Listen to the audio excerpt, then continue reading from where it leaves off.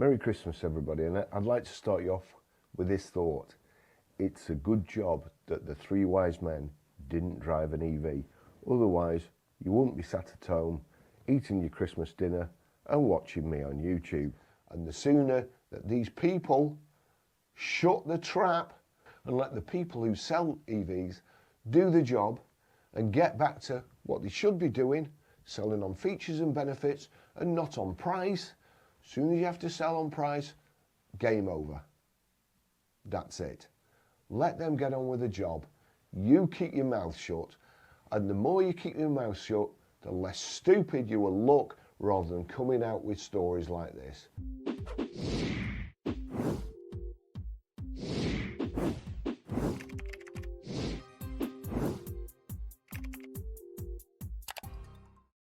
And I'd like to draw your attention to the second story in as many weeks from the BVRLA.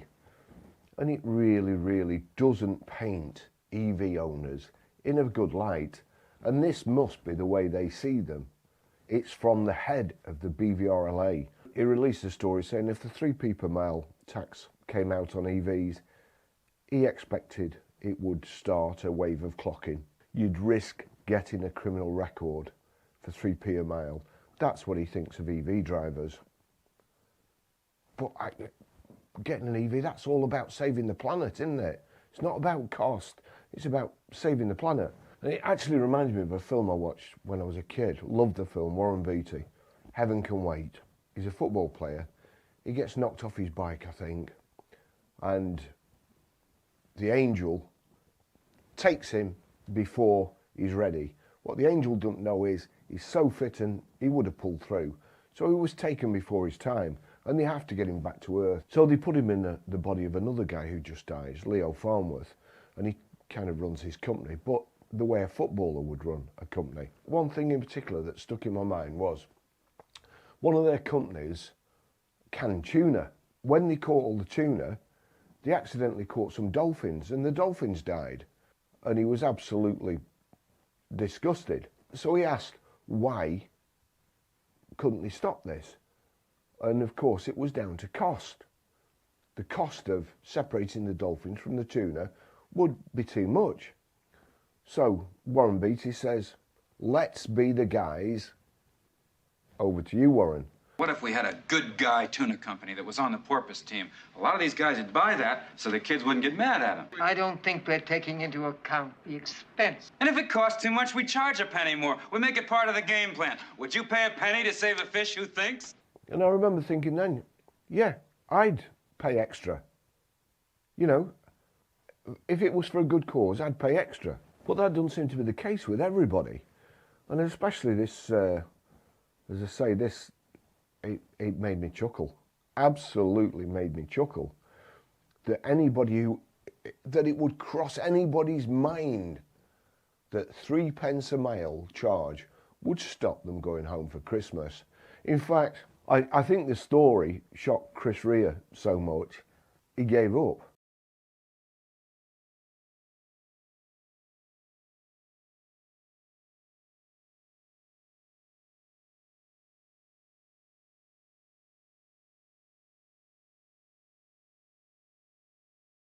Apologies to Chris Rea. This is the BVRLA's LinkedIn page. In a year full of policy changes and turbulence, last month's announcement of an incoming EVED regime pay per mile could have the biggest impact. Writing for The Express, BVRLA Chief Executive Tony Poston explores what the policy could mean for drivers looking to spend time with loved ones at Christmas in future years.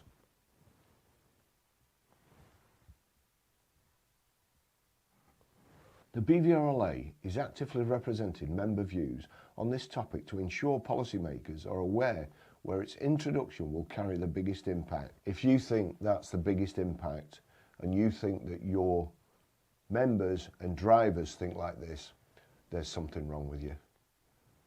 You really, your staff should tell you that you are creating a very poor image of EV drivers. You really are. You need to shut up because you're not helping matters. You need to be quiet. the very least, you need to ask somebody who knows about the motor trade before you put out crap like this, because it's pathetic. This is the article in the Express, how paper mail system will impact Christmas travel costs for millions. But EVs are so cheap, you can charge from home 7p per kilowatt. How many miles can you do on a kilowatt? I'll put a link in the description for the last video I did on his last subject about the 3p per mile charge, tempting EV drivers to clock the cars to save the money.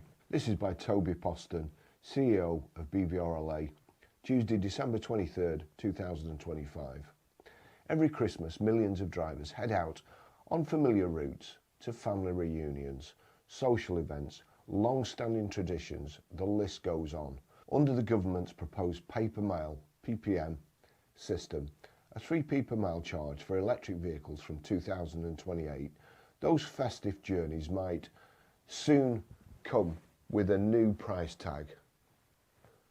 Or actually this one, world's smallest violin. While the policy is still under consultation, the announcement has already sparked widespread debate. No, it's not. What the Christmas getaway could cost in total. RAC and INRIX estimate that 29.3 million leisure car journeys will be made in the run-up to Christmas. Many of them people travelling to see friends and family. Under a 3p per mile tariff, the national price tag adds up quickly. If the average festive journey is 30 miles, that's around 26 million in additional road charges across the Christmas getaway alone. 29.3 million journeys times 30 miles times 3 pence. Typical UK household Christmas spending, 2025 estimates. Average total spend per household around £787 on Christmas overall, including gifts, food, decorations and socialising, according to recent research. Another analysis suggests a projection of about £1,626 per household for the festive season, including broader costs like gifts, food, drinks, travel, tips and even charitable donations. If you mean Christmas travel only, getting to family, a trip away, the cleanest UK just travel figure can find is from YouGov. Medium expected Christmas travel spend £50.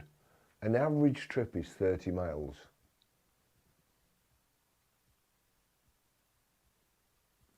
Hey Siri, what's 30 times 3? 30 times 3 is 90. 90. So what your average travel is going to cost you 90p. If you were to download Chris Rea's Driving Home for Christmas, that would cost you 99p. What a bullshit story this is. I'm embarrassed for you. If you're so desperate, this is the only argument. This and they'll start clocking the cars. If that's your only argument, you need to get out of the game. You really do. Because all the subsidies you get and you're worried about 3p per mile. Let's carry on and see what other little chestnuts this story's got in. If the journeys are longer, as they often are for family reunions, the total rises even further. Duh? Really? That's why the debate can't just be about what one trip costs. It's about how the policy lands across the whole country. Who ends up paying more and why? An easy mistake would be to design a system that unintentionally nudges people away from plug-in vehicles at 3p per mile. Okay, well, what's your point? Because fuel duty is levied per litre, not per mile. Using today's fuel duty rate, 52.95 pence per litre, a petrol car would need to achieve roughly 80 miles per gallon. Plus, for the fuel duty it pays per mile to fall below 3 pence. So it's not fair for petrol drivers, is that what you're saying? My Range Rover used to do 29 miles per gallon. Some ultra-efficient small hybrids can reach that territory in real-world driving. So why do we need electric vehicles? Meaning their fuel duty per mile can be marginally lower than the proposed 3p per mile charge on a BEV. Okay, well, what about hybrids, plug-in hybrids, the 1.5 pence per mile, and they don't use electric, they just use petrol. So they're paying fuel duty and they're paying 1.5p per mile on electric that they never use. If we want to cut emissions, the tax system must not reward sticking with petrol over plugging in. Why? Why fairness matters. A flat per mile tariff sounds simple, but only targeted at certain fuel types. Means it doesn't land equally across the country. What we're saying, are we saying that electric vehicle drivers shouldn't get 5% VAT on their home electric when they're charging? Are we saying that they should have a separate meter at home to make sure that it matches the cost of fuel and the VAT and obviously the fuel tax? Is that what you're saying? Because those people, they all drive home for Christmas. They've been doing it for years. People in V8s drive home for Christmas. Rural drivers routinely travel much longer distances for work, education, food shopping and healthcare. When you live in Cumbria, Northumberland or Mid Wales, a quick trip often means 20 to 30 miles each way. Absolute rubbish. Absolute rubbish. That's a 30-mile radius around Cumbria. Carlisle, Penrith, Kendal, Morecambe. They are already among the groups sceptical about making the switch, or with the hardest use cases to justify. But the rural-urban divide isn't only about distance. Many rural communities also have lower average incomes and fewer public transport alternatives. That makes the car an essential part of retaining mobility. Introducing an additional cost to every journey risks drivers on low incomes becoming less mobile. At this time of the year, that could mean family reunions can't happen, or checking in on others becomes harder. The bigger impact comes year-round. Employment considerations change, and social trips decrease, hitting productivity at a time when the UK needs a boost. A policy intended to modernise motoring must not end up widening the affordability gap. Obviously, this chap gets his S and his F's mixed up. Between EV and petrol cars, or cost people their mobility. Making the numbers add up, the biggest concern isn't the cost. Administering such a programme is complicated. Not all road users are the same, and there is no out-of-the-box solution requiring drivers to individually forecast their mileage for the year ahead. Creates a huge space for inaccuracies, whether they are entered in good faith or not. All right, okay. Basically, you're implying there that the EV drivers are going to cheat the system. At this time of year, when budgets are tight, the cost of every journey influences behaviour. Drivers getting close to their annual mileage will adjust their priorities and make sacrifices to avoid going beyond what they've declared or face an additional charge. Scaling that to business with fleets of vehicles multiplies those challenges and erodes operational efficiencies. The drivers with a company car couldn't care less. They don't care how much per litre they pay for petrol. They just don't care. When you are travelling further, earning less and have fewer transport choices, incentives matter more, not less. That's where the proposed PPM system fails. It is not set up to create fairness among all road users. It is designed to target a single group and introduces an unworkable administrative burden. A system that works for everyone, road pricing, only works if it recognises the realities of how people live, move and work. The proposed system does not do this. It is the wrong policy at the wrong time. A mile is not the same for every road user. Actually, I think you'll find it is, including how the system treats lower income drivers and businesses. It must be built in from the start. Without it, as shown in the current plans, pay per mile cannot be workable or publicly accepted. I accept it, I'm the public. I can't believe it.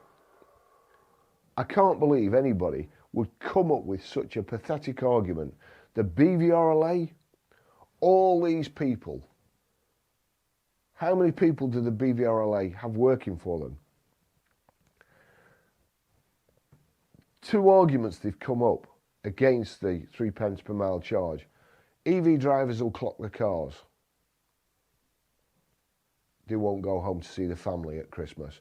Well, on behalf of all the ICE drivers at the Christmas party that you're not going to attend, phew, thank you. Nobody wants to hear about how cheap your fucking EV is to charge. Nobody. Because we all know that that's the only thing you can go to, because everything else is dearer than an ICE car. Thanks for watching. Merry Christmas, even to you EV drivers. Like me, I'm an EV driver. It suits my needs, but they don't suit everybody's needs. And the sooner that these people shut the trap and let the people who sell EVs do the job and get back to what they should be doing, selling on features and benefits and not on price. As soon as you have to sell on price, game over. That's it. Let them get on with the job. You keep your mouth shut, and the more you keep your mouth shut, the less stupid you will look rather than coming out with stories like this. Merry Christmas, everybody. Thanks for watching. See you soon.